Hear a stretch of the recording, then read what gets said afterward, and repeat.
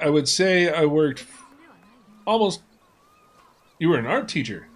Oh, okay. I was working customer service, but I was working through Walmart, so I don't know if you can technically count that. It's not really customer service; it's customer punching bag. They kind of just do whatever they want. Um, but I did customer service for roughly 15 years before I became a security guard. And I honestly didn't think I'd like being a security guard, but it ended up pretty fun. But yeah, where I worked in Walmart, that wasn't fun. Teletech wasn't too bad. Teletech was nice. I worked with Best Buy. That was tech support and customer service, and that was pretty fun, actually. But I'll tell you right now, I wouldn't have survived as a teacher or an art teacher. I am proud of my patience, but I wouldn't put much stock in my patience to deal with kids of any age. Oh, especially teenagers. Sorry. Her Best Buy side at Teletech was decent. Worked for the bank side. So you worked for USA. Yeah. Best Buy wasn't horrible. We had our days, but I think the problem I had with Best Buy was the customer service that we provided was for old tech. Basically something somebody bought online that Best Buy still owned like the rights for. I don't know how, if this explains it properly. But basically Best Buy had rights to certain like televisions and Blu-rays, things like that. And we would, oh hey, somebody to talk to. We would still provide customer service for that, but instead of it being Best Buy Direct, we were a subsidiary, so we kind of did the work for them. It's fine with teacher stress until COVID hit. Oh yeah, stress compounded and started affecting my health. There are so many things that happened with COVID. Yeah. It was the stress with the... Did it increase because of the work? Or... Because the stress load on teachers when COVID hit, I'm not familiar with. My son was always homeschooled. So, I mean, COVID to us was a Tuesday. We were just stuck in the house. And my job was... Sorry, my computer just made a noise. My job wasn't like... mandatory for, civilian purposes or health purposes or anything like that. It was mandatory because the equipment we have in our casino cannot be unmanned or unprotected. So I still have my job, luckily enough, but my wife was just stuck at home. Which, like I said, we homeschooled, so there wasn't too much difference, but what little she was able to go out got cut off. So she deals with social anxiety and, well, trauma. So being, stuck in a house, unable to go anywhere, as far as that goes, yeah, her stress levels increased quite a bit, and her depression... It was a substantial increase, so it's not easy. Germ breeding grounds, they usually get sick on a normal year. Yeah.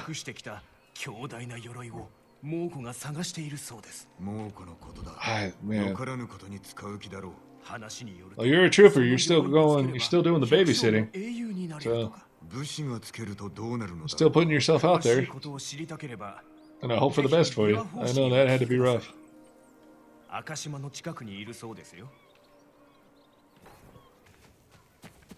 Of course, again, I don't like to go anywhere, so... Like, I don't have huge ideas for trips, to be honest. Like, my wife and I have been talking about having our anniversary in the Poconos, but leaving the States, I've never really... I wanted to go to Japan. That was as far as I want to go. But my wife, she wanted to go to Ireland, Scotland, South Korea, I think Japan. She wants to travel. I'm hoping at some point I'll be able to do that with her, but right now, not so much. And no, you can't drive to Puerto Rico. No, but I'm just saying... Anyway. Oh, the Poconos? You've been there? Yeah, they have this newlywed spot up there that I want to take her to, because it just seemed like a fun story.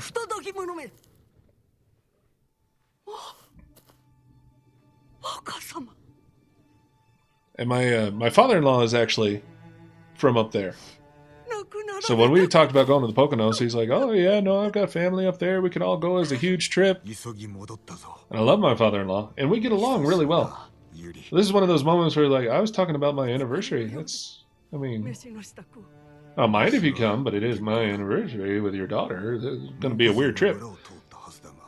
Oh, your hubby is Puerto Rican, so you're visiting his family. Oh, wow. Oh, so that would be real fun.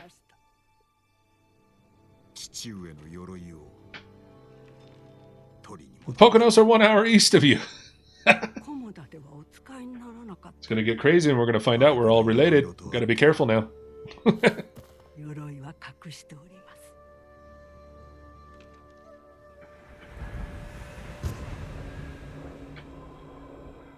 Oh, there we go. Mm-hmm.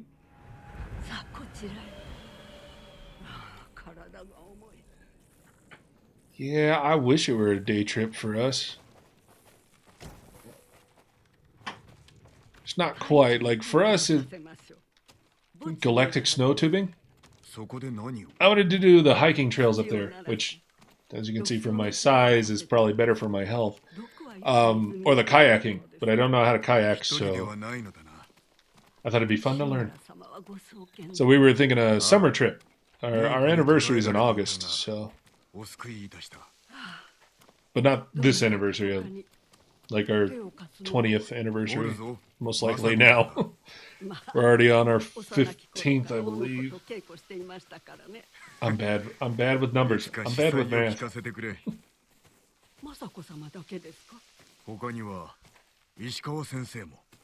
But the Poconos looked real nice to me.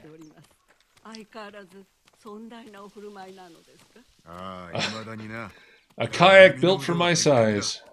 Yeah, and weight class, and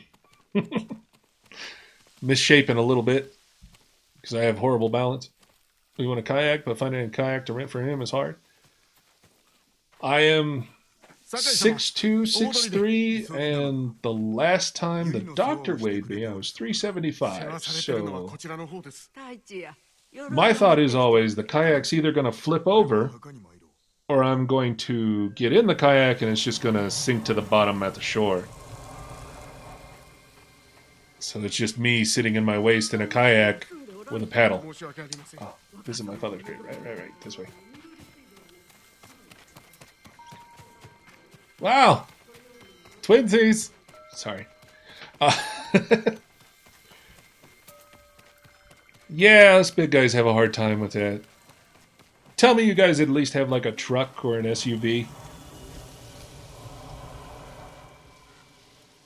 He's my Puerto Rican brother, for sure. But tell me you guys have at least a truck or an SUV or something he can fit in. He can drive that comfortably, though. He can fit in it comfortably, because I'm driving a Buick, and that thing has nearly broke my back. Drew me on the inside. That's good. Okay, I'm here. Why isn't it? Oh, because I'm too far here. Got it. It's roomy on the inside. That's good. I have only ever had small vehicles except for my Dodge Caravan. And I miss that van. It's small, but it's super roomy on the inside. It's super deceiving. Hey, as long as he can get into it without hurting his back, he's doing better than me.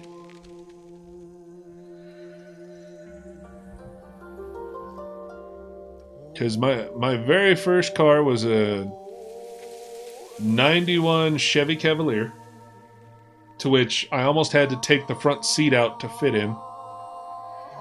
And my second vehicle was my Dodge Caravan, which I absolutely loved.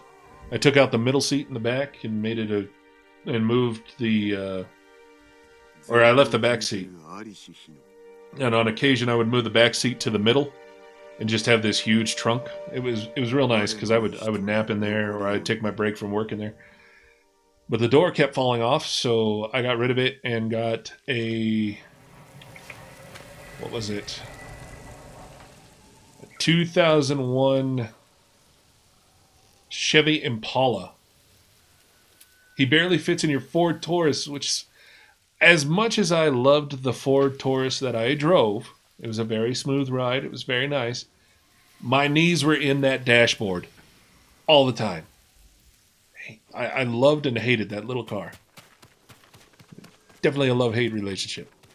My knees suffered. But yeah, no, the next vehicle I'm looking for, I've got a Buick right now. That's mine that I got to get repaired. But once I get it repaired and up and running, I'm planning on either trading it or selling it at some point and getting me a van back. Getting me a van. I miss my van. The 2009 Taurus and a boat. That's bigger than his Matrix. Oh my gosh. Yeah, no, the Taurus I drove was a cherry red 98 Ford Taurus. That was my mom's friend had it. I think it was a 98. Could be wrong. But I mean, that thing was cherry red. It was a smooth ride. But my knees hit that dashboard every time. Every time. I've come to the realization at 36 that maybe cars are not for me. So it's either a truck or a van, and my wife wants me to get a truck, but I really liked my van. So... Well, she doesn't mind the van. She sees me, big guy. She wants me to wear a cowboy hat and drive a truck, and I don't mind wearing the cowboy hat because she likes it. And I like cowboy hats too, but my dad, Weeksman met my dad 2 years ago, and my dad, when he met my dad was in plain clothes, but when my dad's going out and meeting people and like going to Silver Dollar City and all these other locations, Branson, Missouri, he wears the full cowboy getup with the chaps and cowboy hat and big old duster. He does not have a horse. Matrix is a little hatchback, but it fits age well. Well, that's the important thing. If he's comfortable and he likes the vehicle, then he's doing better than me. Because I like the vehicle, I'm just not always comfortable. And my Buick has the cloth seats, you know, the ones that you sit in and it drags your clothes away from you.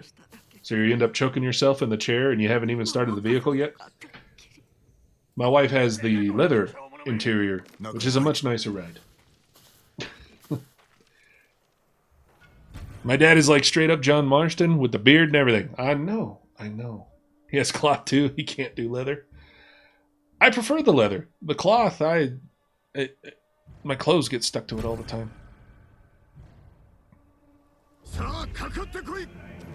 Alright. Oh, and it's Ronin too.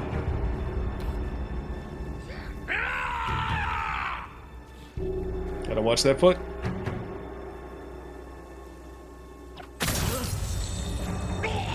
Clear cut. No, sir. Next. Good night. Oh, that's beautiful.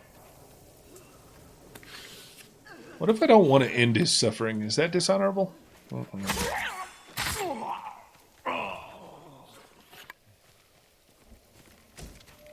There we go. We got the Sakai armor. Now I just got to upgrade it. Age is a portable heater and literally melts leather. Oh, wow.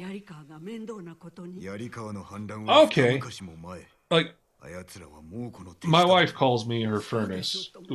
When we share blankets, I used to burn her ass out of the blankets. But I did not generate that much heat. I can tell you that much. I did not melt leather. I just got stuck to leather. Unless that was melting leather, and then yeah, no, we're more alike than I would like to admit.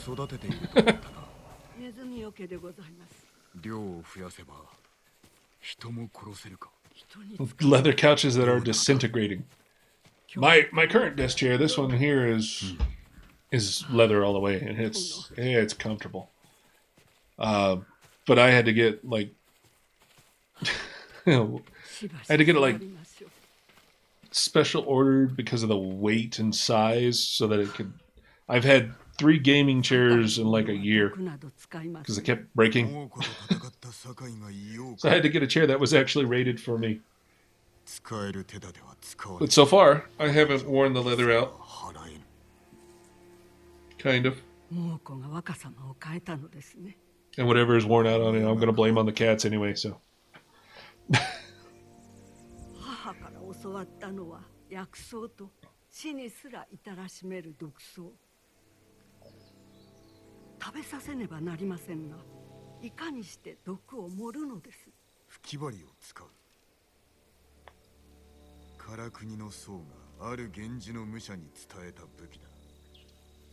Can't justify $1,000 for it? Okay. I'm not going to say how much I spent on this chair, but it's lasted me longer than any other chair I've had, so it's a good chair. My argument in most of those cases when you're not sure if you should spend the money on something that's expertly made is how much use you're going to get out of it. Like for me, when I'm not streaming, I am gaming. This is my little hobbit hole. I rarely ever leave this room. When I do, it's normally to my wife's hobbit hole, which is similar to this one, her office, and we chat in there. Otherwise, I'm back in here. We aren't exactly the traditional nuclear family.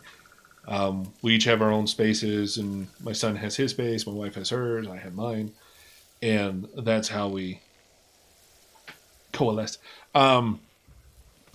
But the chair, like if you're in it all the time, get the chair. That's where I got my chair. That's where I got this chair. Exactly, from Staples.